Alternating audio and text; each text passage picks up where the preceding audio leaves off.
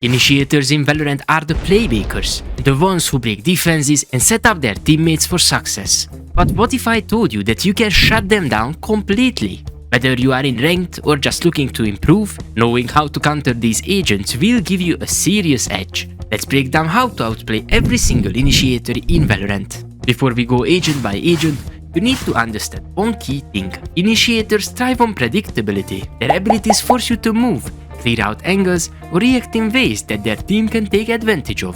The more you understand their patterns, the easier it is to shut them down. So it is crucial to never be predictable. Mix up your positioning, vary how you respond to their utility, and you will make their job a nightmare.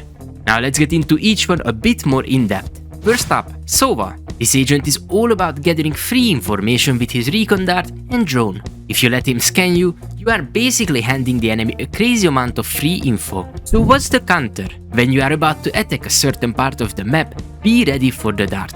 If it lands anywhere nearby, don't hesitate, break the dart instantly. If you can't see where it landed, try to get behind cover to dodge the reveal. Since Sova's dart scans horizontally, hiding on different vertical levels can sometimes make you invisible. After the dart has cleared the location, you can push back into the scanned area as soon as the scan expires. This messes with their expectations. They will be convinced that it's clear, while you will be there waiting to surprise them. Now let's move on to the next initiator on the list. Vayde is all about lockdown and pressure. Her Hound gives fast info and her Seize locks you in place. But there is a trick that most players don't realize. Seize doesn't actually root you to the ground, it just reduces movement. You still have limited movement, so if you are near cover, strafe into safety before the enemy swings you. This is where I started thinking, could I use this to my advantage in a different way? Well, yes. And the trick I am about to show you will blow your mind. If you are playing on Abyss and the Seize hits you, you have a perfect opportunity to do something very special. You can jump off the map and then come back like nothing happened. This is super useful for tricking opponents in difficult situations. So if you are caught, don't panic, just make the best out of it. The next agent on the list is none other than Breach. Breach is terrifying when played aggressively, but the key to outplaying him is patience. I know this sounds quite dumb, but just hear me out. His abilities are high impact, but quite static. Breach almost always stands early in a round to create space. That's what makes him incredibly powerful. He can take space fairly easily. And space in Valorant is the most important aspect of every round. Understanding this, you should realize that you cannot rush if there is a breach on the defending team. If you wait a few seconds at the start of the round, you will avoid getting stunned. Even during round, try to stay close to cover at all times. You don't know where the stun will be coming from, and you definitely don't want to get caught with your pants down standing in the middle of A main. If you get stunned once, try to understand his playstyle and look for patterns to make it easier to outplay him. Before I continue, I want to give a shout out to KillerAnt for recently becoming a channel member. Thank you.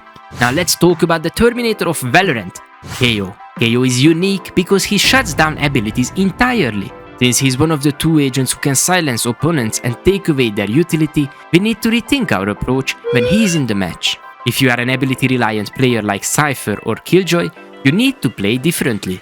Don't anchor sides alone. If you rely on utility to hold ground, play offside so you can retake instead. This is really important, otherwise you are fighting naked against the whole enemy team and we know that never ends well. If you want to play on site, you need a different approach to counter him effectively. His knife has a wide radius and the only way to avoid getting tagged by it is to shoot it after it lands. The time window to do this is quite short, so you need to be ready.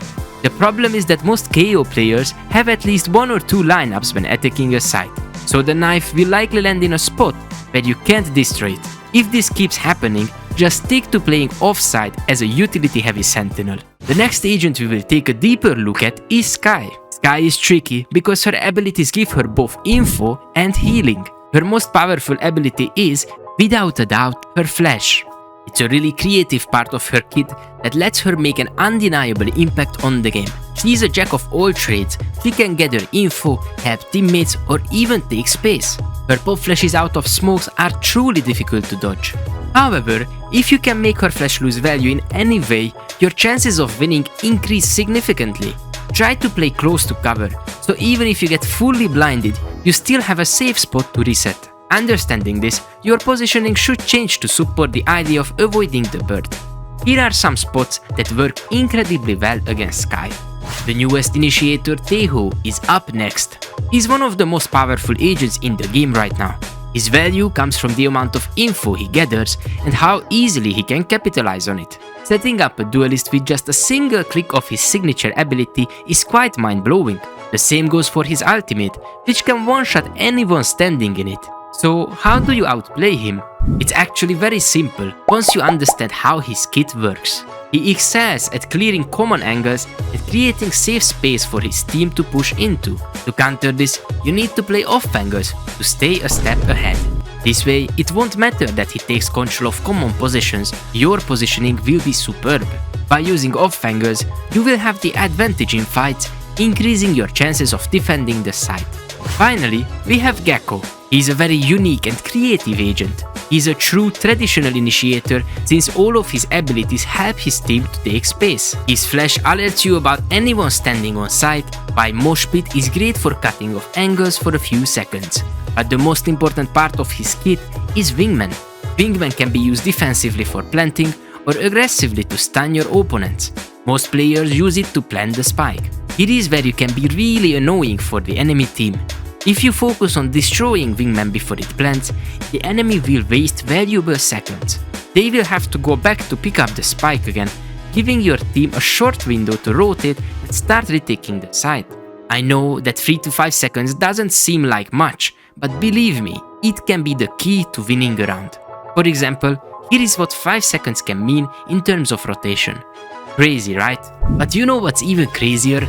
The amount of players who still die to a simple jet entry. To understand how to outplay every single duelist, you need to click on this video.